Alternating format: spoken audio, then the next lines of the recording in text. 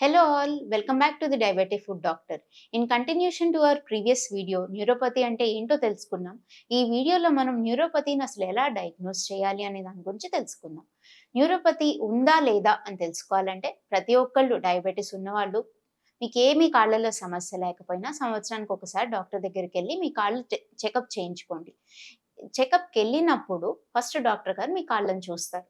చూసి ఏమన్నా కాళ్ళల్లో తెలియకుండా గాయాలున్నాయా? పుండ్లు ఏర్పడుతున్నాయా? వేళ్ళు వంకరగా ఉన్నాయేమో చెక్ చేస్తారు. అలాగే సేమ్ టైమ్‌లో మీ కాళ్ళలో స్పర్శ ఎలా ఉందో చూస్తారు. స్పర్శని యూజువల్లీ మనం 10 గ్రామ్ మోనోఫిలమెంట్ అనే ఒక చిన్న ఇన్‌స్ట్రుమెంట్‌తో చెక్ చేస్తాం. అది కాకుండా ఇంకొకటి ట్యూనింగ్ ఫోర్క్‌తో చాలా సింపుల్ టెస్ట్. వైబ్రేషన్ తెలుస్తుందా లేదా అనే దాన్ని తెలుసుకుంటాం. ఇంకా దీనికి ఫర్దర్‌గా ఇంకొన్ని టెస్ట్‌లేంటంటే మీకు వేడి, చల్లదనం తెలుస్తుందో లేదో టెస్ట్ చేస్తాము. ఇది క్లినికల్‌గా మనం చూసేది. ఫర్దర్‌గా ఇంకా తెలుసుకోవాలి లేదు ఇవేమన్నా మోనోఫిలమెంట్‌లో చూసినప్పుడు మీకు స్పర్శ తెలియట్లేదు, లేకపోతే వైబ్రేషన్ సెన్స్ తెలియట్లేదు అనుకుంటే ఫర్దర్‌గా టెస్ట్‌ల కోసం అడ్వైస్ చేస్తాం.